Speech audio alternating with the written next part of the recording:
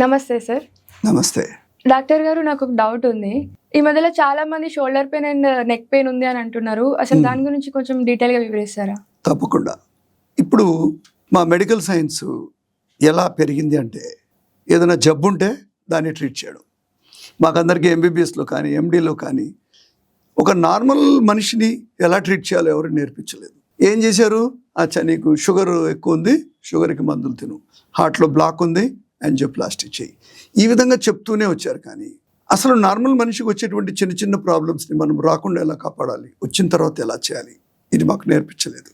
Medicine is only disease management. మీరు చెప్పిన ప్రశ్న చాలా ఇంపార్టెంట్. ఇప్పుడు నేను అందరికి కూడా అదే చెప్తున్నాను. భుజము అనేది చాలా ఇంపార్టెంట్ కీలు. తెలుగులో కీలు అంటాం, హిందీలో జోడ్ అంటాం, ఇంగ్లీష్లో జాయింట్ అంటాం. మన ముందు 4 కాళ్ళ మీద నడిచేవాళ్ళమా? మీరు ఒక పులిని, సింహాన్ని చూసుకుంటే ముందు చేతులు ఎంత పెద్దవి, బలంగా ఉంటుంది చెయ్యి, దాంతోనే కొడుతుంది. కానీ మన మనుషులు ఏమయ్యాము? 4 కాళ్ళ నుంచి 2 కాళ్ళ వాళ్ళు అయిపోయినాం. ఈ 2 కాళ్ళు అయినప్పుడు ఈ భుజాలు వీక్ అయిపోయాయి, ఎందుకంటే ఇవి వాడబడ్డం లేదు కదా. అప్పటికి మంకీస్, చింపాంజీస్ వరకు కాళ్ళు చేతులు బాగానే ఉన్నాయి, ఎందుకంటే చేతుల్ని వాళ్ళు పట్టుకొని ఎక్కేవాళ్ళు. కానీ అన్ఫార్చునేట్లీ మనుషులకి వచ్చేటప్పటికి మనకు చాలా వీక్ అయిపోయింది. అయితే మనిషికి మొదటి జాయింట్కి సంబంధించిన జబ్బు ఎక్కడొస్తుందంటే భుజంలో వస్తుంది. అందుకనే తెలుగులో ఎన్నో సామెతలు ఉన్నాయి. భుజబలమే బుద్ధి బలము, తొడబలమే బుద్ధి బలం అనలేదు. అంటే వాళ్ళకు కూడా తెలుసు there is something is seriously related to shoulder joint. రెండవది, గుంటూరు జిల్లా అటు సైడ్ ఇంకొక సామెత ఉంది, జబ్బలో జబ్బు పేదవారి జబ్బు. ముందు వీడియోలో కూడా ఒకసారి మనం చెప్పాము. జబ్బా మీన్స్ షోల్డర్ జాయింట్. అంటే షోల్డర్ జాయింట్కి సంబంధించిన జబ్బులన్నీ రిలేటెడ్ టు పేదరికం, వీక్ బాడీస్. అంటే ఇవి యాక్చువల్లీ మనిషి యొక్క ఆహారానికి ముడిపడి ఉన్నాయి. అయితే మా మెడికల్ సైన్స్ సర్వేస్లో ఫ్రోజన్ షోల్డర్, ఫ్రోజన్ అంటే మూమెంట్ తగ్గిపోవడం, స్టిఫ్గా ఉండిపోవడం, ఫ్రోజన్ షోల్డర్ గురించి గొప్పగా రీసెర్చే జరగలే, దీన్ని ఎవడు పట్టించుకోలే. ఇది ఒక ఫిజియోథెరపిస్ట్కి సంబంధించిన డిసీజ్ లాగా మారింది. ప్రతి ఒక్కరూ ఫిజియోథెరపిస్ట్ దగ్గరికి వెళ్ళడం, ఏదో ఆయనకు తెలిసినవన్నీ ఆయన పెడతాడు, కొన్ని రోజులకి ఫ్రీ అవుతుంది, కానీ మళ్ళీ తిరిగి వస్తుంది. కానీ నేను దాదాపు 1,00,000 మంది కంటే పైన చూసి ఉండొచ్చు. ఓన్లీ వాళ్ళందరూ నా దగ్గరకు దేని గురించి వచ్చారు? మెడ నొప్పి, నడువు నొప్పి, మోకాళ్ళ నొప్పులు, శరీరంలో ఎన్నో చోట్ల ఎన్నో రకాల నొప్పులు. కానీ వీళ్ళందరికీ ఒక సిమ్టమ్ కామన్గా ఉంది, అది ఫ్రోజన్ షోల్డర్ సిండ్రోమ్. దాన్ని మనం తెలుగులో జబ్బలో జబ్బు, జబ్బా మీన్స్ షోల్డర్, జబ్బు మీన్స్ డిసీజ్. మీరు అడిగిన ప్రశ్న చాలా ఇంపార్టెంట్. ఇది కేవలం ముసలి వాళ్ళకు కాదు. నేను 4-5 years అంటే 4 నుంచి 10 ఏళ్ల పిల్లల్లో కూడా ఫ్రోజన్ షోల్డర్ చూశాను. అది ఎలా తెలుస్తుంది? ఒక మనిషి యొక్క చేయిని మనం అలా లేపినా కూడా అది మన శరీరానికి సంబంధం ఉండకూడదు. అంటే నాకు ఫ్రోజన్ షోల్డర్ లేదు, నా షోల్డర్ మూమెంట్ తోటి నా బాడీ కదలికలకి ఎటువంటి సంబంధం లేదు. అదే మీ షోల్డర్ పనిచేయనప్పుడు మీరు దాన్ని లేపాలంటే నొప్పిగా ఉంటుంది. కాబట్టి ఏం చేస్తారు? మీరు శరీరాన్ని వాడతాం, మెడని వాడతాం, నడుముని వాడతాం. అలా వాడి వాడి వాడి వీటిలో ఉండేటువంటి ఎనాటమీ అంతా డిస్టర్బ్ అయిపోతుంది. అంటే ముందు వర్టిబ్రేస్ అంటే వెన్నుపూసల మధ్యలో ఉండేటువంటి డిస్క్లన్నీ కూడా లావెక్కుతాయి, నరాల్ని నొక్కడం మొదలు పెడతాయి. అసలు డిస్క్ బల్జ్ కాకుండా, నరం నొక్కకుండా ఎవరికి భుజం నొప్పి, మెడ నొప్పి రాదు. మీలాంటి అమ్మాయిలు కూడా చాలామందికి ప్రాబ్లం ఉంది. చాలామంది నా యంగ్ అమ్మాయిలు ఏం చెప్తారు తెలుసా? లేడీస్ వచ్చి, సార్ ఈ మధ్యకాలంలో నేను బ్లౌజ్ వేసుకున్నప్పుడు అది ఉండడం లేదు. ఇంపార్టెంట్, అది ఏమవుతుంది? జారుతూ ఉంటుంది. ఎందుకు? ఒక రవిక నీ బ్లౌజ్ని హోల్డ్ చేసేది ఏంది? Deltoid muscle. అంటే మన భుజం యొక్క కండ దీన్ని హోల్డ్ చేస్తుంది. అలాగే కుర్రోళ్ళు కూడా టీషర్ట్లు అందరూ అలా ఎలా పడుతున్నారు. ఇప్పుడు ఇక్కడ ఉన్న కుర్రోళ్ళు కూడా చూస్తున్నా అలా ఉన్నారు, వాళ్ళు ఇలా లేరు వాళ్ళు. అంటే శరీర ఆకృతి మారుతూ ఉంది. క్రమంగా ఏమవుతుంది? మన మెడ కండరాలు అనవసరంగా పెద్దవైపోతున్నాయి. వాటిని మనం ట్రెపీజియస్ అంటాము. మెడికల్ ప్రొఫెషనల్స్, ఫిజియోథెరపిస్ట్ కూడా వినండి, ఇది మీకు అన్నీ తెలిసి ఉండొచ్చు, కానీ ఇది మాత్రం తెలియదు. మన శరీరంలో అటువంటి భుజాల్లో మార్పులు ఏంటంటే, మన డెల్టాయిడ్ మసిల్ దేనితో అయితే చేయి లేస్తుందో అది వీక్ అయిపోతూ ఉంది. మెడ కండరం ఓన్లీ దాని పని మెడని కాపాడడమే. అదేమవుతుంది? లావ్ అయిపోయి ఇలా అయిపోతున్నారు అందరూ. మీరు అందరూ ఇలాగే ఉన్నారు. ఇప్పుడు మనం ఏమనుకుంటున్నాం? ఫోన్ చూడడం వల్ల, టీవీ చూడడం వల్ల అలా అయింది కాదు. మీ జాయింట్లో మూమెంట్ తక్కువ అయిపోయింది, కదలిక తగ్గింది. కానీ దీన్ని ఎవరు డయాగ్నోస్ చేయరు, దీనికి ట్రీట్మెంట్ లేదు. అయితే దీనికి కారణాలు 4. ఫస్ట్, సరైన సమయానికి తినని వాళ్ళు. పొద్దున ఎవరు అయితే 8 గంటల లోపల తినరో వాళ్ళకైతే దరిద్రం దాపిస్తుంది, నో డౌట్ అబౌట్ ఇట్. మీరు రాసుకోండి. అందుకనే ప్రతి దేశాన్ని బట్టి ఆహార సమయాన్ని పెట్టారు. జపాన్ దేశస్తులు పొద్దున 6 గంటలకి, మధ్యాహ్నం 11కి, మళ్ళీ 6 గంటలకి తింటారు. జర్మనీ, ఆస్ట్రియా వాళ్ళు పొద్దున 7, 12, 7కు తింటారు. ఇండియన్స్ 8, 1, 8కి తినాలి. ఎందుకని అట్లా చెప్పండి? Maybe sun correct, you are perfectly right. ఎందుకంటే జపాన్ సూర్యుడికి చాలా దగ్గరగా ఉంది. సూర్యోదయం వాళ్ళకి ఎప్పుడు అవుతుంది? 3 గంటలకి అవుతుంది. జర్మనీలో ఇంకొంచెం తర్వాత. ఇంకా మనం ఇట్లా వెళ్తూ ఉంటే అరేబియన్ దేశాల్లో 9 గంటలు, 2 o'clock 9కి తింటారు. సో ఇది భూగోళం యొక్క పరిస్థితిని బట్టి ప్లాన్ చేశారు. అంటే పాత వాళ్ళు ఎవరు ఎంబీబీఎస్, ఎండి డిగ్రీలు లేకున్నా కూడా ప్రకృతిని పరిశీలించి, ప్రకృతికి మనిషికి ఉన్నటువంటి ఒక సంబంధాన్ని గుర్తించి దాన్ని బట్టి ఆహార నియమాలు ప్లాన్ చేశారు. ఇప్పుడు చూడండి, మీరు అడిగింది ఫ్రోజన్ షోల్డరే, కానీ దీనికి అది ముడిపడి ఉంది.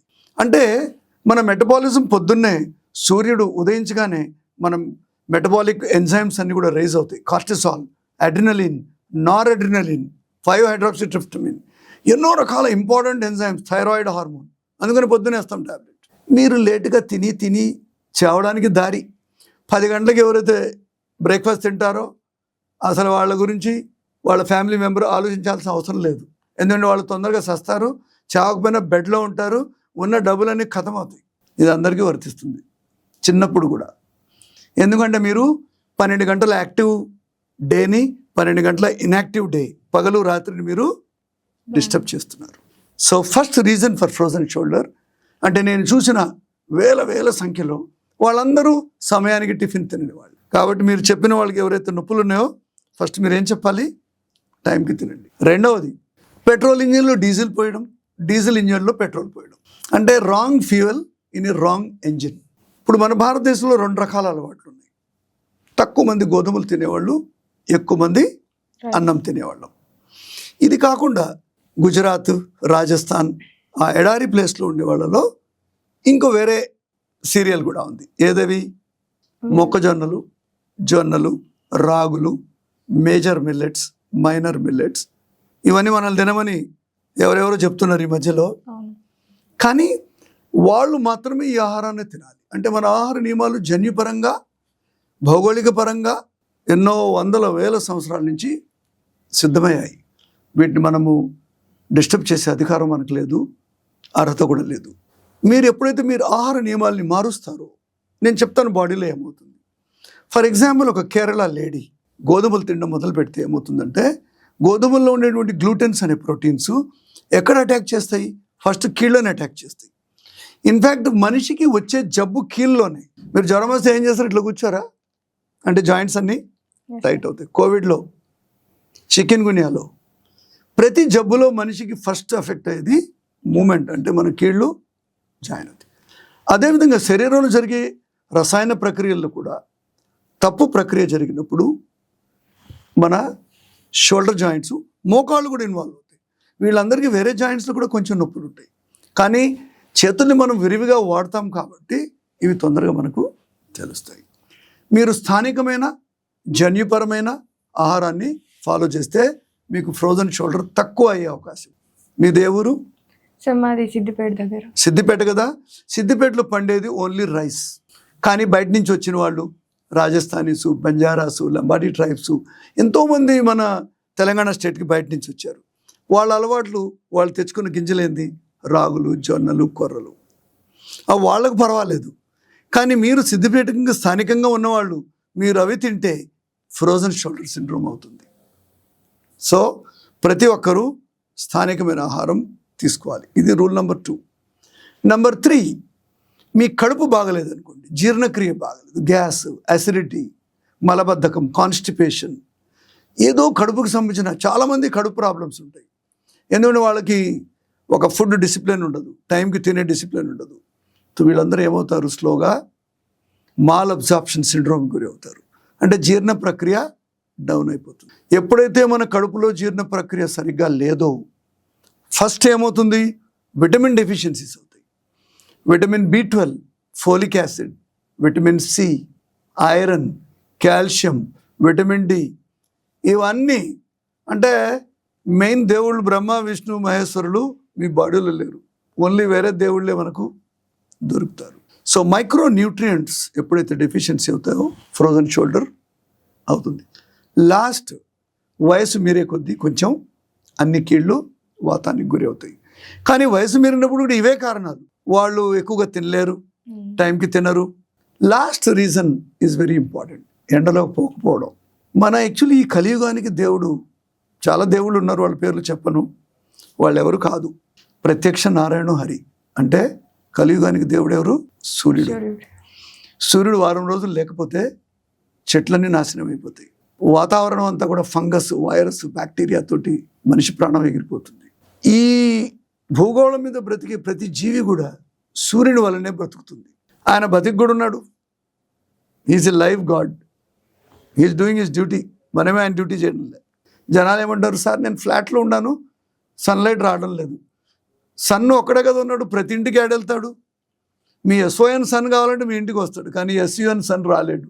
మనమే సూర్యుడి దగ్గరికి వెళ్ళాలి. పొద్దున్న 8 నుంచి సాయంత్రం 5:30 వరకు సూర్యకిరణాలు స్ట్రైట్గా ఉన్నప్పుడు, అది మన చర్మం మీద పడినప్పుడు మన విటమిన్ D తయారవుతుంది. సో సమయానికి తినడం, స్థానికమైన ఆహారం తినడం, కడుపులో ప్రాబ్లమ్స్ ఏమైనా ఉంటే దానికి ట్రీట్మెంట్ తీసుకోవాలి. Mall absorption syndrome, gas, acidity, ulcer ఏదైనా ఉంటే.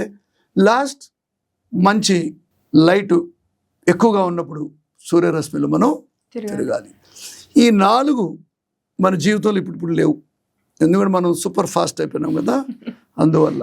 కాబట్టి మీరు చెప్పిన దానికి ఆన్సర్ ఇదే. అయితే ఫ్రోజన్ షోల్డర్ సిండ్రోమ్ అనేది చాలా ఈజీగా ట్రీట్ చేయలేము, ఎందుకంటే అది రావడానికి చాలా టైం పడుతుంది. కాబట్టి మీరు దాన్ని జాగ్రత్తగా సరైన డాక్టర్ దగ్గర సరైన ట్రీట్మెంట్ తీసుకోవాలి. అర్థమైందమ్మా? Thank you sir. మీరు ఫ్రోజన్ షోల్డర్ రాకుండా కాపాడుకోవాలి.